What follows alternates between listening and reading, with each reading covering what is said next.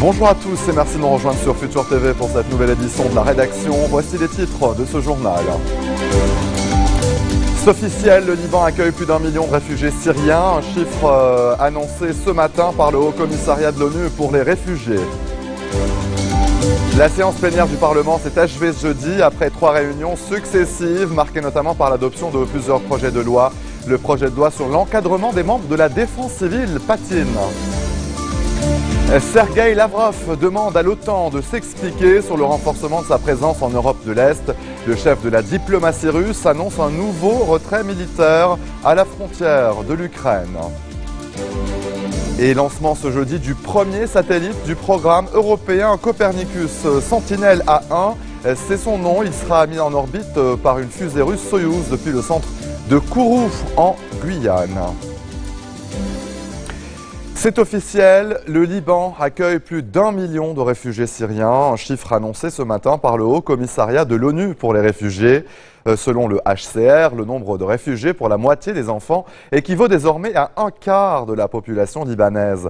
Et le flux s'accélère. Le ministre libanais des Affaires sociales, Rachid Derbas, a appelé les pays arabes et la communauté internationale à partager ce fardeau sans précédent avec le Liban avant que cette situation explosive ne prenne des proportions mondiales. Selon l'ONU, 2,6 millions de Syriens ont fui leur pays depuis l'éclatement du conflit. C'était en 2011, le 15 mars. La ville frontalière d'Ersal, dans la Bekaa encore, est toujours au cœur des tensions liées au conflit syrien. L'armée libanaise a tiré sur 3 membres du front Al-Nosra qui avaient refusé de s'arrêter à un barrage de la localité, une importante base de repli des rebelles syriens. Les 3 individus d'origine syrienne se déplaçaient à moto. L'un d'eux a été tué, les 2 autres ont été blessés et transportés à l'hôpital. La troupe a renforcé ses positions dans le secteur après l'attentat suicide fin mars contre un de ces barrages à Ersal. 3 militaires avaient péri dans cette attaque, plusieurs autres avaient été blessés. L'aviation israélienne a effectué ce matin plusieurs raids fictifs au-dessus de différentes régions du sud Liban, notamment au-dessus de Marjarioun, Khiam, Arkoub, Nabati et dans l'Iklim à Toufar. Par ailleurs, un engin blindé sans conducteur de Tsahal a patrouillé le long de la frontière au niveau des régions de Hadaïsé et de Mtellé. Des drones israéliens ont en outre survolé le secteur des fermes occupées de Shebra. Je vous le disais en titre, la séance plénière du Parlement s'est achevée ce jeudi après 3 réunions successives, marquées notamment par l'adoption de plusieurs projets de loi, dont ceux relatifs aux anciens loyers, aux violences domestiques ou encore ceux concernant les journaliers d'électricité du Liban. Ce jeudi, la Chambre était appelée à examiner le projet de loi présenté par le courant patriotique libre et qui porte sur l'indemnisation des officiers et des soldats radiés de l'armée lors de l'invasion syrienne. C'était le 13 octobre 1990. Un dossier d'autant plus délicat qu'il a engendré de vifs échanges entre les députés Kataeb, Sami Gemayel et Baas Hassem Kanso. La qualification d'occupant donnée par Gemayel à l'armée syrienne a suscité la colère du député pro-syrien qui a aussitôt soulevé une objection pour rayer le terme d'occupant. Objection retenue par le président du Parlement, Nabi Berri, pour qui l'armée syrienne n'était pas une force occupante. Le dossier a été transféré aux commissions conjointes pour étude et donc devrait être renvoyé à la Chambre dans un délai d'1 mois. Le Parlement reprendra ses travaux mercredi prochain. À l'ordre du jour de cette séance, le projet de loi sur la grille des salaires des fonctionnaires du secteur public et des enseignants du privé et du public. Le dossier est actuellement étudié par les membres de la commission parlementaire chargée d'examiner ce projet de loi. Les journaliers d'électricité du Liban se sont retrouvés ce midi au siège de la compagnie dans le secteur de Mar Mikhaël à Beyrouth. Ils sont venus des 4 coins du Liban pour célébrer l'adoption par le Parlement hier du projet de loi portant sur leur intégration au cadre d'EDL. Cela faisait 2 ans que les journaliers manifestaient régulièrement dans la rue et parfois de façon assez violente pour que leurs revendications soient satisfaites. Il y a donc ceux qui crient victoire, mais aussi il y a ceux qui protestent encore. Les membres de la défense civile ont une nouvelle fois exprimé leur colère dans la rue pour qu'ils soient intégrés au cadre de l'institution. Vous le voyez sur ces images tournées ce matin dans la Bekaa au niveau de Shtora. 1500 membres sont concernés par ce projet de loi. Avant d'être examiné et éventuellement approuvé par la Chambre, le président du Parlement, Nabi Berri, a accordé au ministre de l'Intérieur, Nohad Machnouk, un délai d'1 semaine pour présenter ses remarques concernant ce projet. Le chef des forces libanaises, Samir Jarja, a assuré ce jeudi qu'il déposera sa candidature à la présidentielle. Dans une interview accordée à nos confrères d'Al-Sharq el-Awsat, Jarja a affirmé que le Liban a besoin d'un changement radical. S'il est élu à la tête de la magistrature suprême, le leader des FL entend poursuivre ce qu'a entamé le chef de l'État, Michel Sleiman, dans les 7 derniers mois de son mandat. Jarja a fait état de concertation permanente avec ses alliés du 14 mars qui souhaiteraient qu'il soit élu à la tête du pays, rejetant au passage certaines déclarations du camp du Hezbollah, selon lesquelles des partis du 14 mars ne soutiendraient pas sa candidature. Samir Jarja a en outre assuré que sa candidature n'est pas liée à celle du chef du courant patriotique libre, Michel Aoun, mais un véritable programme visant à changer la situation actuelle dans le pays. Selon le ministre de la Culture, Roni Araiji, le président du Parlement, Nabi Berri, aurait l'intention de convoquer les députés à une séance parlementaire pour élire un nouveau président avant le 15 mai prochain. Restez des nôtres au retour de la pause. La Grande-Bretagne dans le smog. A tout de suite.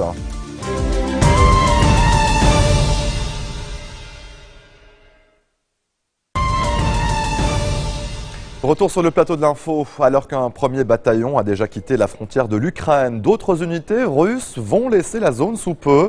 C'est ce qu'a annoncé ce jeudi le ministre russe des Affaires étrangères. Depuis Moscou, Sergueï Lavrov a aussi demandé à l'OTAN de s'expliquer sur le renforcement de sa présence en Europe de l'Est.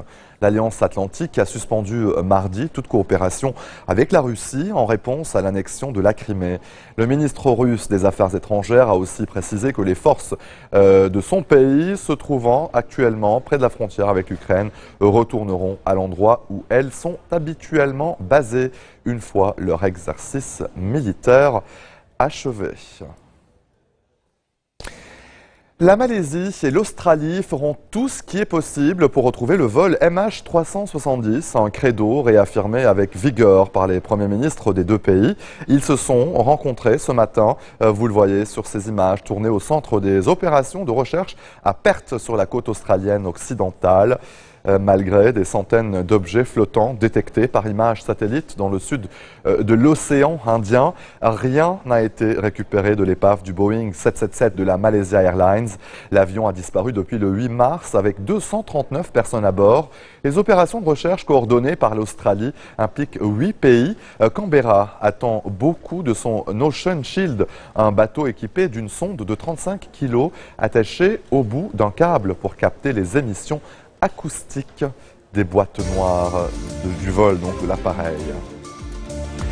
Allez, en bref, dans le reste de l'actualité, la Grande-Bretagne dans le smog. Vous le voyez à l'écran, depuis mercredi, plusieurs régions du pays, dont la capitale, Londres, donc, ces régions sont recouvertes par un voile de pollution causé par la pollution industrielle et de la poussière provenant du désert du Sahara. Le gouvernement recommande aux personnes vulnérables d'éviter toute activité intense et de rester à l'intérieur au moins jusqu'à vendredi. Fusillade mortelle mercredi soir aux États-Unis sur la base militaire de Fort Hood, c'est au Texas. Un soldat américain a tué 3 de ses camarades avant de se suicider. 16 personnes ont également été blessées, au moins 4 se trouvent dans un état grave. C'est déjà le deuxième drame que connaît Fort Hood. En 2009, un soldat avait ouvert le feu, tuant 13 personnes. Une réplique de magnitude 7,8 a secoué dans la nuit le nord du Chili, 24 heures après un premier tremblement de terre de magnitude 8,2, déclenchant brièvement une nouvelle alerte au tsunami dans la zone. Les autorités ont procédé à de nouvelles évacuations sur toutes les côtes chiliennes. 8 routes principales sont encore coupées, 2000 maisons endommagées et 300 pêcheurs sont affectés par le séisme. Quant aux écoles, elles restent fermées ce jeudi. Jumpy est un chien malin, tellement malin, même qu'on se demande s'il ne serait pas le plus intelligent du monde. Voilà, vous allez le voir. Ce colis comprend tout dans une vidéo postée sur YouTube. Il exécute à la perfection les ordres donnés par son maître.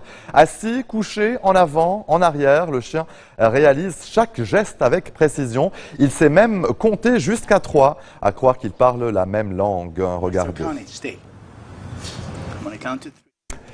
Lancement ce jeudi du premier satellite du programme européen Copernicus, Sentinelle 1A 1A, c'est son nom. Il sera mis en orbite par une fusée russe Soyouz depuis le centre de Kourou en Guyane française.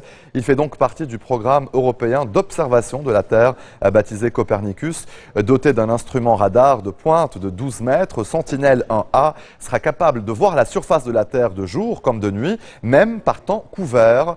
Il sera en mesure de surveiller toutes les surfaces de la Terre, les océans, les surfaces de glace, les surfaces terrestres. Il sera également capable de réagir très rapidement en cas de catastrophe naturelle en fournissant des images pour les équipes de secours sur le terrain, selon l'Agence spatiale européenne. Sentinelle 1A, qui a coûté 2,3 milliards d'euros, sera rejoint dès l'an prochain par son jumeau Sentinelle 1B. Une fois opérationnel, ce duo pourra cartographier l'intégralité de la Terre en seulement 6 jours.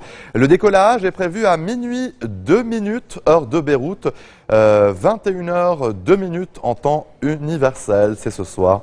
Ne ratez pas donc ce lancement depuis Kourou en Guyane. Et c'est ainsi que se referme cette édition. Tout de suite, le rappel des titres qui ont marqué l'actualité de cette journée.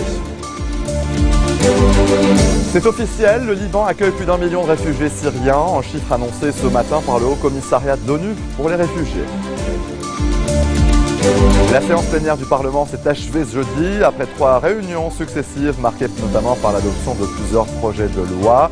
Celui relatif à l'encadrement des membres de la défense civile patine toujours. Sergueï Lavrov demande à l'OTAN de s'expliquer sur le renforcement de sa présence en Europe de l'Est. Le chef de la diplomatie russe annonce un nouveau retrait militaire à la frontière de l'Ukraine. Et lancement ce jeudi du premier satellite du programme européen Copernicus, Sentinelle 1A, c'est son nom. Il sera mis en orbite par une fusée russe Soyouz depuis le centre de Kourou en Guyane. Merci de votre attention. Retrouvez-nous tous les jours à 16h40 heure de Beyrouth. Vous pouvez également nous suivre en ligne sur notre site web ou en téléchargeant notre application mobile. Excellente soirée à toutes et à tous et à bientôt.